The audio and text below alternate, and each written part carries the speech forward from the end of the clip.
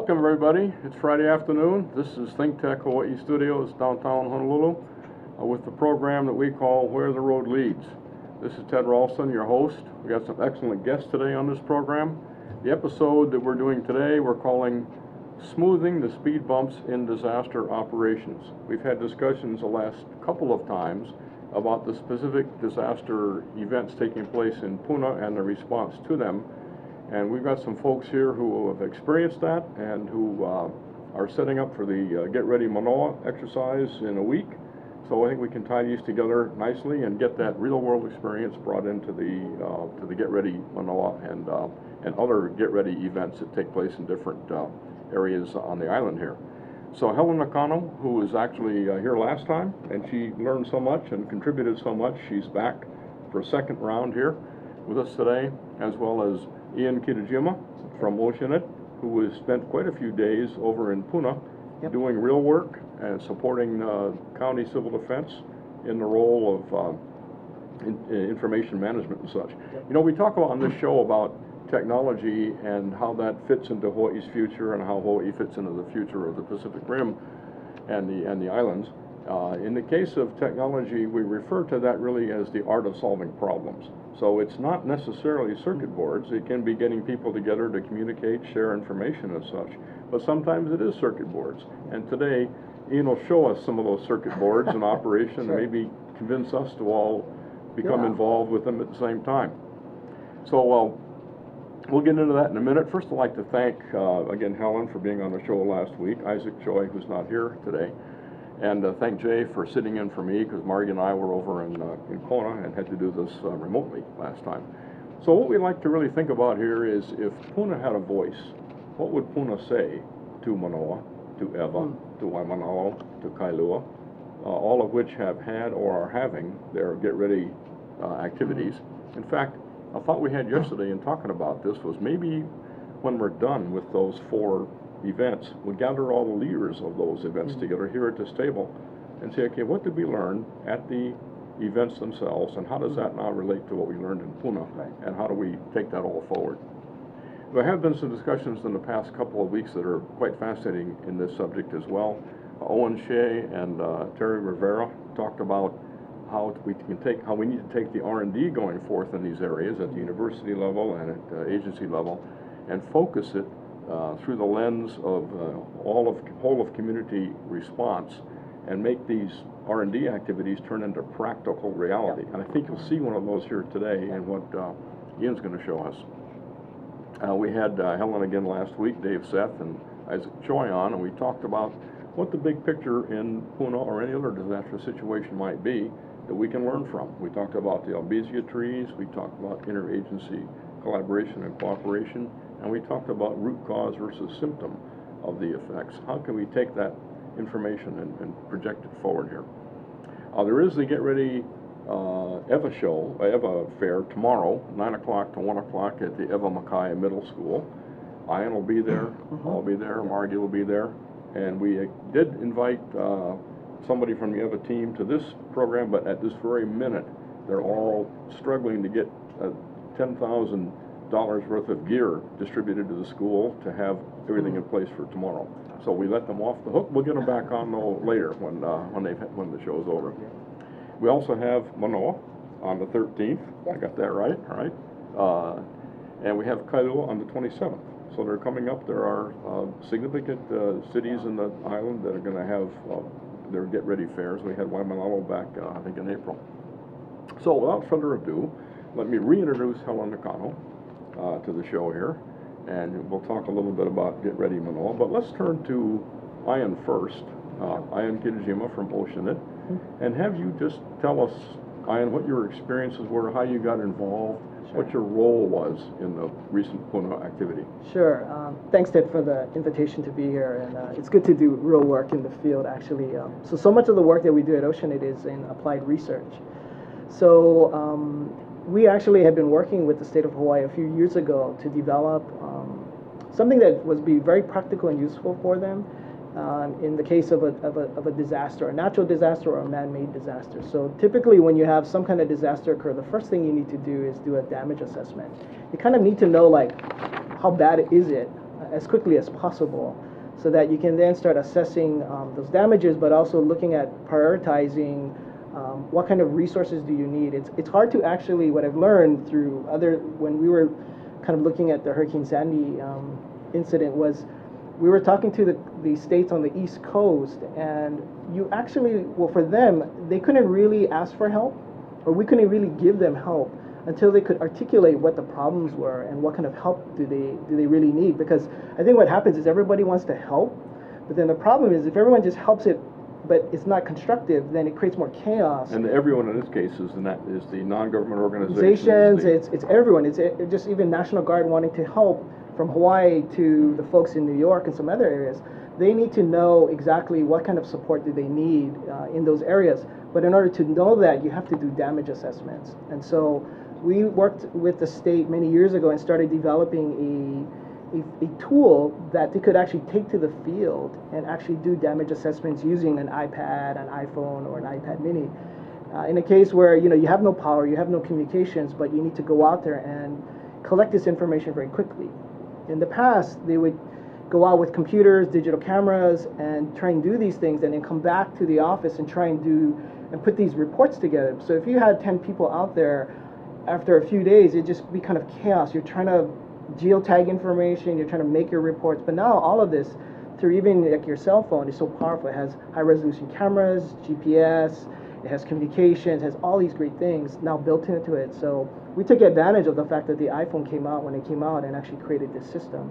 So the state had been using it for smaller damage assessments, but this one in this Hurricane Iselle, the tropical storm Iselle, was really the first time the state could really use it on a broader level. So what you're suggesting is the people who are affected themselves, they can actually generate the damage assessment by taking pictures, by maybe generating text messages or something like that, perhaps, and pushing them forward through what you're going to show us here? Yeah, so the state actually, so the system we originally developed is really for government agencies, for them to do the assessments, because out of those assessments, they actually generate the report or the declarations or the information that FEMA needs to declare a disaster. So this helps to speed up that process so that FEMA can now come through and basically either make a decision of yay or nay. The thing that we just re-released is a consumer version of this called My Mercy. Unfortunately, it's only available on the Apple App Store. Sorry, there's nothing for the Android phone at this point. But if you have an iPhone or an iOS device like an iPad or iPad mini, you can actually download this application. It's free. It's called My Mercy, and it ends with an I, not a Y. And you download it. It actually allows you to do a baseline report of your home. So you take a picture, you can take multiple pictures, put descriptions about your home before a disaster, and then that's a baseline. And then from there, you can actually do additional reports. So after a disaster, you could then take a picture of your damages and things like that. So for insurance purposes or for other purposes, it'd be great for FEMA as well and for the state. So you can establish your as-received condition, so to speak, Yes. or the basic condition of your house, and then condition. the post-disaster condition, Yes. and have them both in the same report, or one Yeah. reporting? Yeah, feeding the other. so it's really nice, and it's a free app. We thought this would be great, but it'd also be a great tool for the public to be able to. The information by default is private, but then you can actually make reports that you make public. So maybe in my neighborhood there's a big tree, it goes down. I could use the My Mercy app and actually take a picture of it. It geotags the picture and that assessment, and I can publicly share it on a map. So state civil defense or county people would know, like, okay, there's a big tree blocking my driveway or my street. So unfortunately, we didn't have this app available before the hurricane. Now we do. So when we go to these fairs now, we want people to know, like, go ahead and download this app, use it to document your home, but also use it to help state civil defense and county people actually know what kind of damages have occurred in your neighborhood, because really the people in the neighborhood and the communities are really the first responders. So what we're doing is we're basically putting, once again, in the hands of the people who are most close to it and are most affected, and probably understand the priority of what is worst, to generate that information and send it forward. And I want to say the people in the Puna, because of the disaster in Puna, and the people of the Big Island, it really kind of was like what we saw was really the people who lived there. They were the first responders. They're the ones who had to come together, because a lot of them were, we didn't realize, but they were blocked in. when these trees came down during the hurricane, it actually blocked people in. You couldn't come out of those communities. So we thought actually originally that everything was okay at some level, but it was because people were stuck. The roads were blocked. There were some areas where I went through where the trees had fallen so much that you couldn't even walk in, even if you wanted to. You would have to crawl through. And so there were people who were trapped. And so I think part of it is the community becomes their first responders. And if they can report out the damages as soon as possible, then it helps everyone else who's trying to get to them better plan to come into the community. Because I think one of the things we learned was as we got there, things were blocked. We couldn't get into areas. This is such a change in the way we do observation and access determination and damage assessment today. We're reversing the whole process here from external to internal. Yeah, it's our responsibility. It puts a Yes, responsibility yes, back on yes, us, but Ian, somebody will you come? still has Of course, Fair? of course. Can yeah. you come to our fair? I mean, we will make an exception. We're closing, but we will make an exception Of course. to have an Oh, we'd love to. Oceanit, because I'm just thrilled that we have something like this. And Yeah, I you can can just- see a lot of homeowners in Manoa. This is something we can say. Now, homeowners, take your pictures now, Yeah. get your assessment now. This is That's like why we have this show, to Yeah. get people together who Yeah. perhaps didn't know each Wow. other, and that we can, one can Right. supplement the other. Yeah. Let's That's catch awesome. some more of that practical aspects of it after a short Mm. break here. But after we get back from our break, let's talk about how the information generated in this sort of outsourced orientation Right. now has to be reacted to by somebody at the Incident Command Center. Sure. We're adding a new layer of responsibility in the picture here. Yeah. We'll take a short break and be right back. Aloha, welcome to ThinkTech Hawaii. My name is Josh Green. I'm the host of a program called Healthcare in Hawaii. I'm a physician. I work in the emergency department on the Big Island. I also serve in the state senate, which, please don't hold that against me, doesn't detract from my television program. We speak about all the big healthcare issues in the state. We get together on Tuesdays from 2 o'clock till 3 o'clock in the afternoon, and we try to talk about the most important issues in healthcare. This is a terrific venue for people to learn about healthcare. There are many programs on this station. We broadcast it later, not just on the internet, but also on OC16. Thanks for joining us. Please be informed healthcare consumers. Ted Ralston, everyone, welcome back to our Friday afternoon show called Fast to the Future. And this particular episode is smoothing the speed bumps of disaster operations. We have again here with us Helen Nakano, who is going to be chairing the Manoa Get Ready disaster event on the 13th. We have Ian Kitajima, who is just back with lots of experience in Puna and technology that can help us push forward. He will be at the Eva Beach And now the Get Manoa. Ready tomorrow. And I And now- for him. okay, I think you Thank you. made the point, and I think I'll speak on behalf of Kailu. I think you'll end up there too. Okay, thank And, you. Yeah, we should get everywhere. So what we were talking about before the break was this new concept of taking the technology that has become available through the cell phone evolution and such, and putting it in that capability the ability to record, document, and transmit forward information of any kind, either prior to or post-disaster, that's useful to characterize the problem as you, the affected party, most clearly see it. So, and that's such a stunning change of how we've done these type of assessments in the past. It removes the guy walking around with a clipboard and asking questions, what about your house? You don't have to even get there. You're there in the house, he's not. So this is a gigantic social change within the structural operations of disaster management. We just saw that in Helen's response a minute ago. She said, hey, I've been doing this for And it's 4 years. free. Didn't even know about this. Now it's free. And so, Jay, the program's been successful yet again in terms of putting people together in ways that we may not have imagined. But let's talk now about in the practical situation where we now flood the EOC with this kind of information. And someone has to look at it and then prioritize it externally to the people who generated it, sort out any malicious input that might be there, remove any duplication that might be there, and kind of get a new assessment. Yeah, I think prioritize. like for anything that's new, things like this or anything, one of the things that we were learning too was, first of all, we haven't had a major disaster here for over 20 years, and so first of all, just though we've exercised many times, I think once you're operational and these things are happening,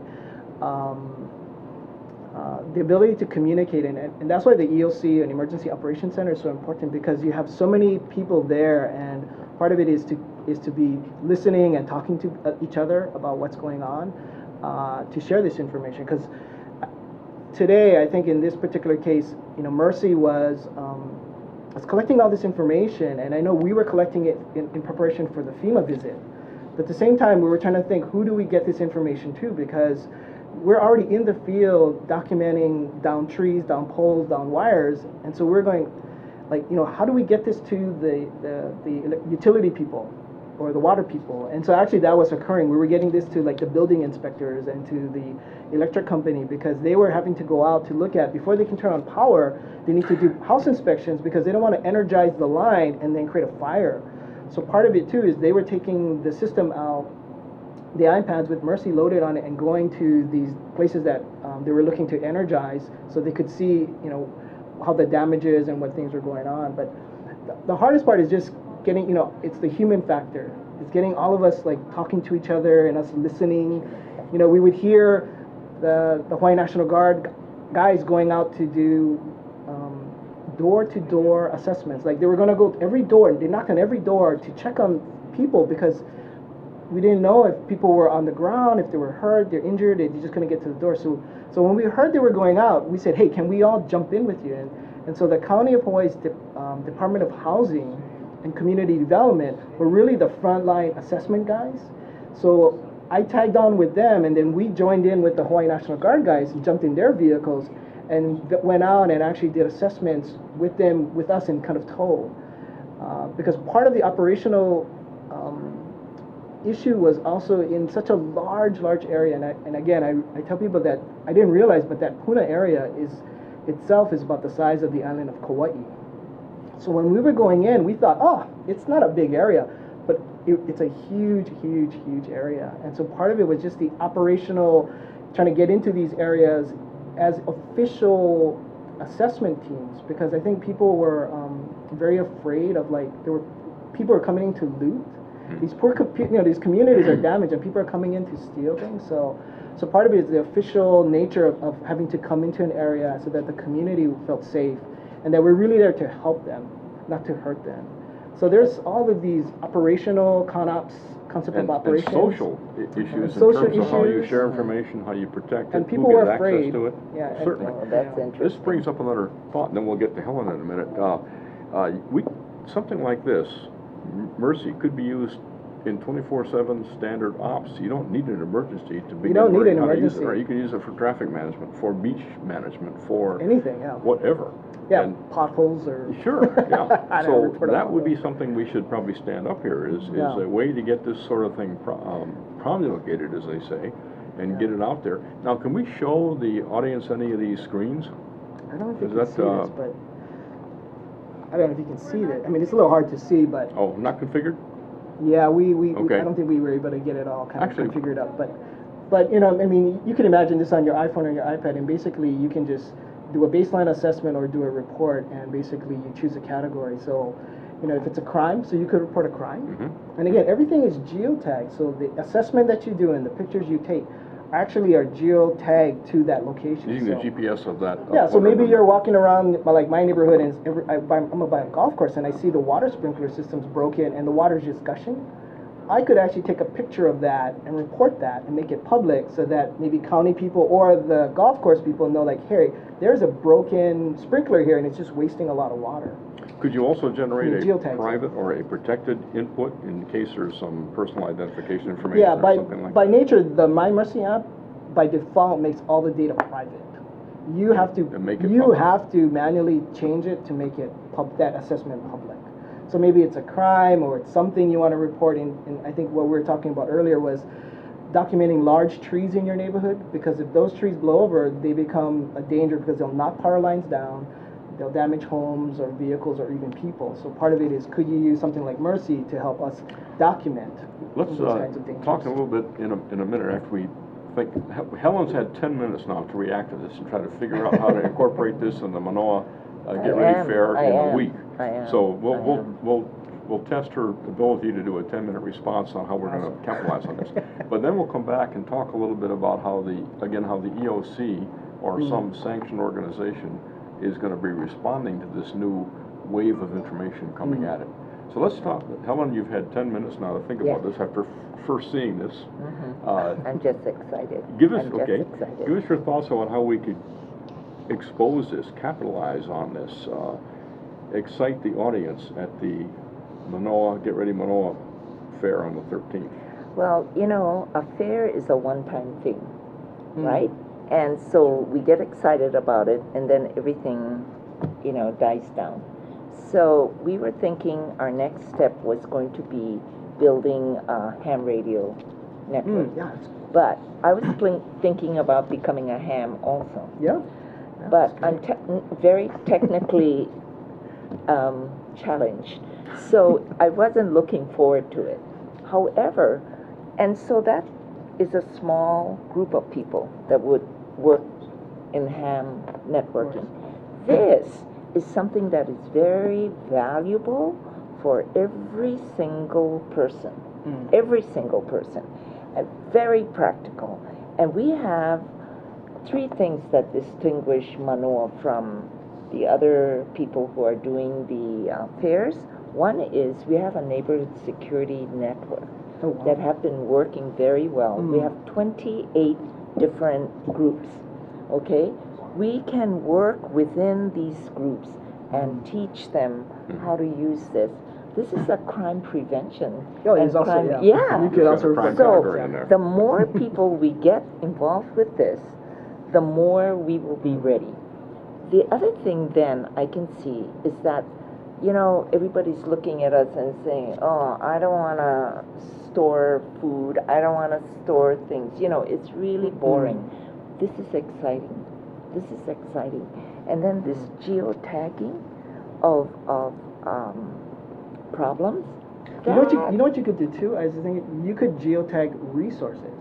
Because one of the things in Puna was very difficult was, and again, they did a beautiful job using social media and Facebook, was to share what resources were out there. People were throwing up like, I have chainsaws, I have gasoline, I have an ice maker, but also people saying, I need a chainsaw, can you come to my street? But you could use this to geotag what neighbors maybe or places where who has what resources. So in the case of an emergency, maybe you know now maybe you could find these resources that are in your community, because I think the thing we learned and the folks in Puna are teaching us is that the community has to come together, because that's going to be your resiliency and your first responders. Because if there's a major disaster across the chain of islands, across Oahu, we're on our own. Everyone's going to be saying, help us, but there's only so many firefighters, first responders, National Guard, Civil Defense, CERTs, you know, there's only so many available. So the community really, if they're not prepared and looking to themselves, they're going to be in a big trouble. So back to the question of how do we best capitalize on this? And I want it practical. How about generating a test case or a prototype or something like that that extends from the Manoa exercise forward? It started on the 13th, and that afternoon it's up and running. And maybe you use the Neighborhood Security Network or one of those Neighborhood components? Security Watch. Then we have organized, or we're starting the churches. We have 20 church groups in Manoa alone. Wow. And about 9 of them came to the luncheon that we provided last week. And you know what? They decided we've got to get together, let's share resources, we've got to work together. So they decided on our first project.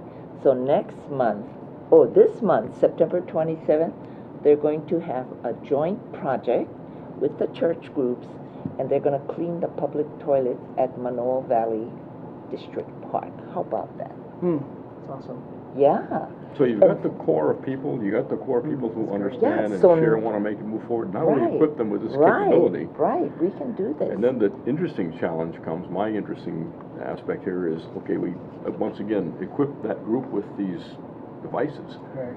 Now we are generating a flow of information we didn't have before. Someone still has to receive that information, do something about it, store it, deconflict it, determine what to do, and still protect the sovereignty of Yeah, police and fire privacy and and all the this. existing organizations Right, that have right. responsibility. So Right. the way to do this is a prototype, a test case, and what better place to do it than Manoa? I think so. I mean, if we I want think so. It's brilliance, a big we challenge. just go down valley a bit and get to the university.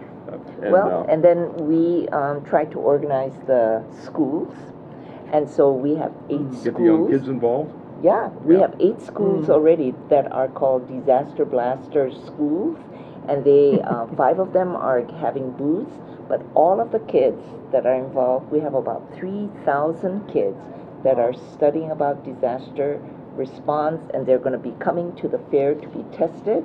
And we have 2,000 go bags that they can earn, and then they go around and they try to fill it up, and they're prepared. So they would love this. The kids would love this. Yeah, the kids would Yes. love it. It's free, first Yeah. of all. I think it doesn't weigh Kids would be really anything. good at it. As long as They you've will got eat the this right up. operating system, Right. which right. is iPhone. iOS, yeah. So iOS primarily. So any iOS device. Even I have one. So A grandmother. That's good. No. You know what's good too is that it's designed without, you don't need communication. So my iPad actually only connects via Wi-Fi, but I can still use it and go out and geotag and make assessments. And then when I get to an then area, download it all at yeah, once, and then yeah. when I get to an area where I have Wi-Fi, I can then hit the sync button, and then it'll sync up and shoot all my assessments up into the website. So there's actually a website too where you can search and. But you're right about information. It's like because this is new information. It's like, what do we do with that? And that's what we learned in Pune. Right, and we learn that everywhere. I've had that experience in the Philippines, had that experience up at the fire last week, and everywhere. If you generate new information from a new sensor, it still has to fit in the existing structure somewhere, and be responsible to itself, and generate accurate responses, and be stored, be latency stamped or something, so you know when it's no longer valid, and fit it into the picture without asking the people who are doing the response to now pay attention to this new source of information, because they're doing what they do. So this is an interesting, but again, once again, the prototype, a experimental run using a small unit with kids involved in Manoa would be just excellent as a leadership exercise, and as something we can all learn from. Maybe they can help document all the abuse in Manoa. Absolutely. Do that at the same time, right? Or anything else that comes to mind. Right, Yeah. right. Absolutely excellent. So again, the big picture here in my mind is how do we then how do we deal with the information we've collected without putting demands on police and fire and the civil defense people that they're not equipped to handle in this way. So let's think about that. We have 30 seconds during the break to think about that. Helen passed the 10-minute test, so we have to now pass the 30-second test when we come back from break and talk about various ways you might deal with that issue of information overflow. Yep. Great. Aloha, hello. My name is Hong Jiang, and I host ThinkTech Asia every Tuesday afternoon at 4 p.m. At our show, we talk about issues that are important in Asia, such as environment, culture, history, religion. We broadcast live, and we're also on Olalo 54. Make sure to tune in, and we'll see you there. Thank you. Goodbye. Welcome back, everyone. Ted Ralston here, hosting our Paths to the Future. I think we call it our show here. Today's episode is called Smoothing the Speed Bumps in Disaster Operations. Just had a interesting and almost violent discussion among practitioners and future practitioners of disaster response and mitigation technology, to coin a phrase.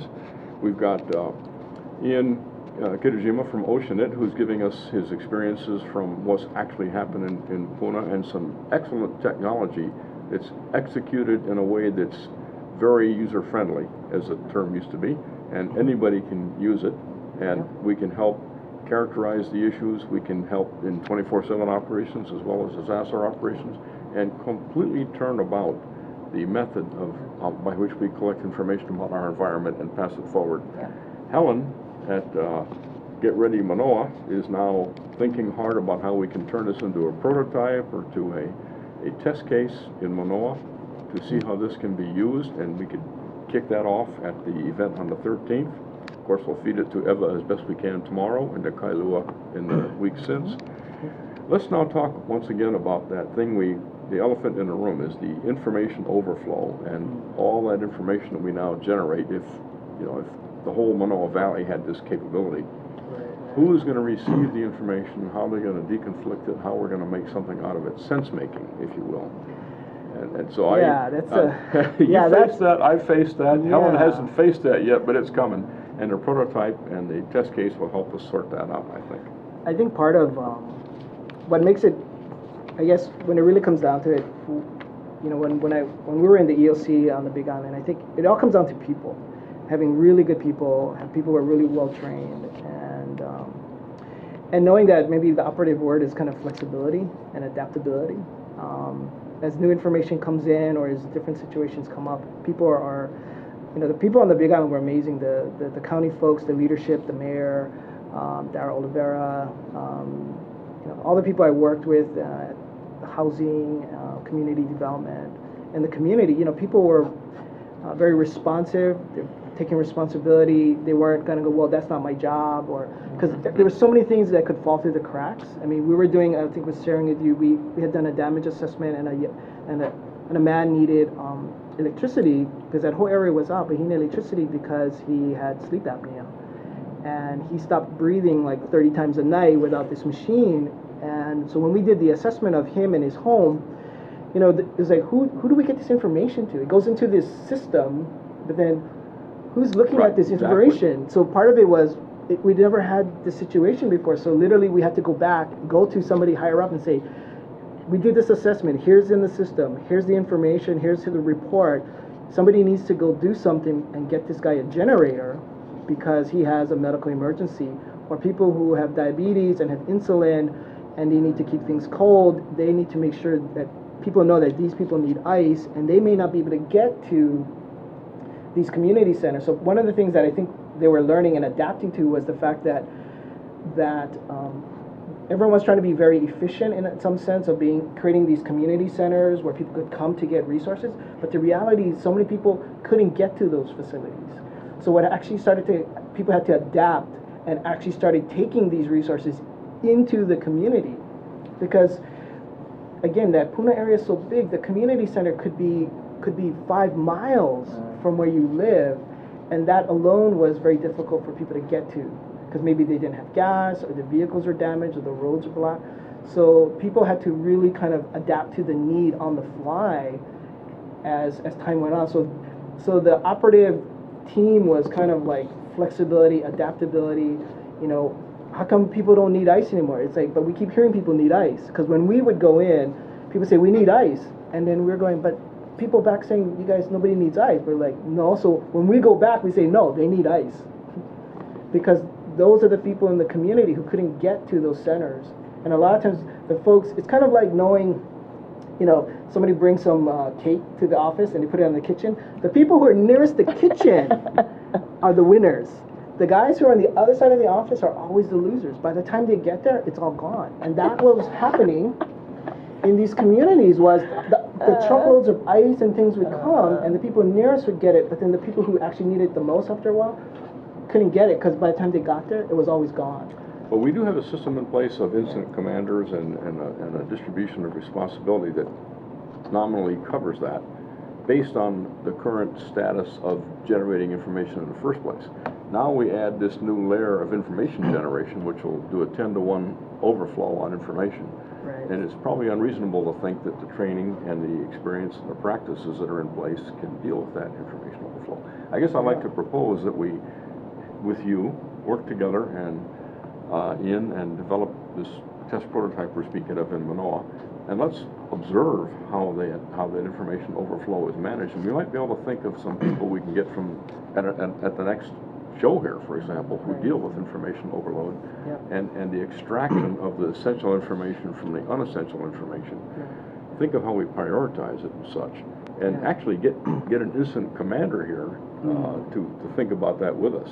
How do they think? And I'm a technical person. I judge your technical person, and Helen admitted to being technically challenged, but it didn't take long to fix that. She's going to get this But quick. let's get a real operational commander here. Yeah. We have a few we can, and get that discussion going. How are we going to handle this new flow of information?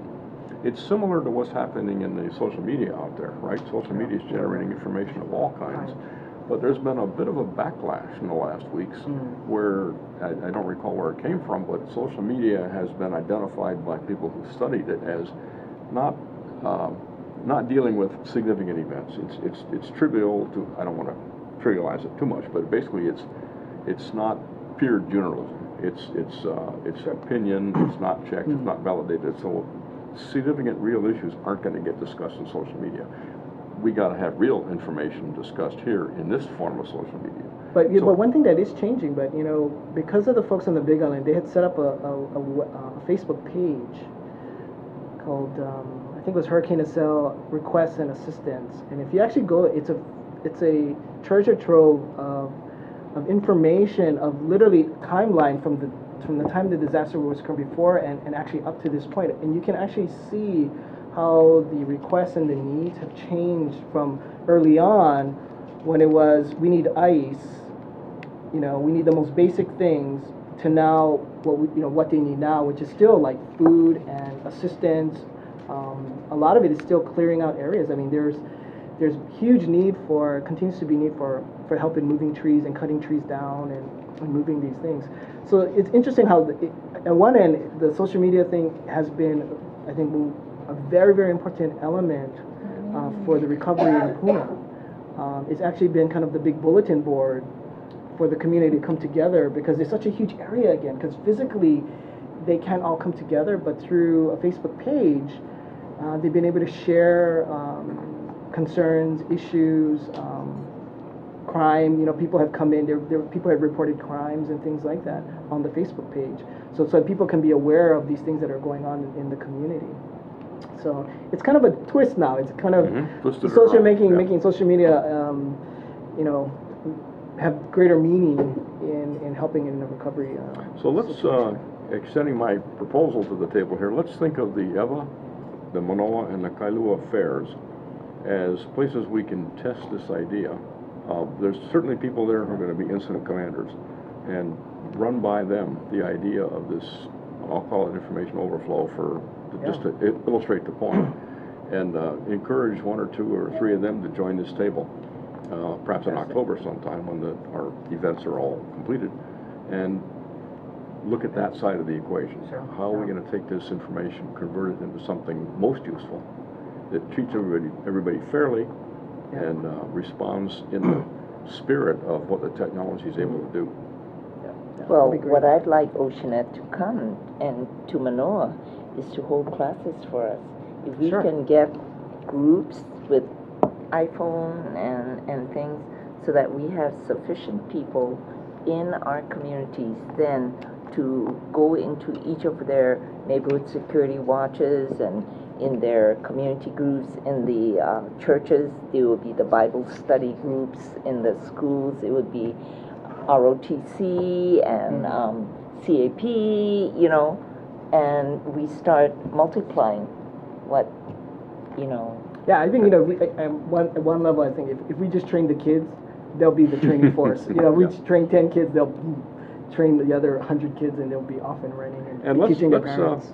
Think about the NDPTC, the National Disaster Preparedness Training Center. We had Dave Seth here last week on that from that team. We've had Jennifer Davidson on before. We've had Greg Nakano on before. Yeah, do you know that my son, Greg, he introduced the first FEMA course in November, and that was an eye-opener. And then about 40 of us attended the course, and they said, "We're not coming." The city said, "We won't be able to help you. We're going to be overwhelmed." The state said, we can't help you. You got to organize this yourself. And that's how we got this all started. And that's how we formed a community organization called Be Ready Manoa. But this was from November. So now we're September. In 11 months, we have come a long way, I think. And now we have this. I think that we have exponentially built community in Manoa because of this awareness. So, you know, NDCP. NDPTC. Yeah. Nobody gets it right the first 10 times. Yeah. Say that 10 times. Yeah. And, you know, all of this has raised our awareness. Now we have to multiply it all over the island. And so let's get NDPTC in this equation. I'm not sure, you're going to see them tomorrow at the EVA Fair. Yes, Oh, yeah, somebody we're up actually there going to be in anyway. their booth. Okay. Yeah, they're giving us a So little we space could- to talk about this. We could tee up the idea absolutely. of having them take on this issue of information overload and how we're going to sort it all out, and make that part of the out of the Manoa-based prototype here. Yeah, great. I'd love to actually do a pilot with you in Manoa as well for an emergency communication system that we actually developed a while back as well, that allows you to kind of pop up an instant communication system when the cell phone towers go down. So that may be an interesting way to, because Manoa is, you know, it's a pretty defined area. It'd be kind of interesting to set up a thing where. So this would all fit very well in the question we raised at the beginning of the program, and that is, if Puna had a voice, what would it say to us? It would say to us, ultimately the responsibility is yours to get as ready as you can. That's right. And take the load off the sanctioned responder communities. They may not even be there. They may not even be able to get to you. So the more we can transform this into the affected people being the reporters and the reactors, the more effective we'll be in terms of getting the picture created and then getting the response generated. Yeah, absolutely. So the technology that you've got here is beautiful, and what I like about it most is looks like it's really easy. It looks like it makes you want to use it, as opposed to, wait a minute, is there a drop-down menu or something I got to deal with here? No, it's pretty straightforward. Yeah, the state version is a little bit more complex. Well, let's keep this version simple so that we all can take advantage of it and use it to a great advantage here. So tomorrow is the Eva Beach Get Ready Eva Beach Fair, which is, again, I have it written down here, 10 to 1 at the Eva Mackay Middle School. And so everybody out on the west side of town, let's get down there and see Ian will be there with the equipment, and we'll take you through as long as you want to stay and run experiments here, talk to the first responders, talk to the incident commanders, and understand how this is all going to play together. And a week later, we have Manoa. That's right, Would you tell September us 13th. where and when? And it's going to be at the new gym at the Manoa Valley District Park. So you go up University. No, I'm sorry, you go up Punahou, and then you take the left fork, Manoa Road, all the way up to the park, and then there'll be 2 gyms over there. We're going to use the new gym. We'll have over 70 booths, including Oceanit.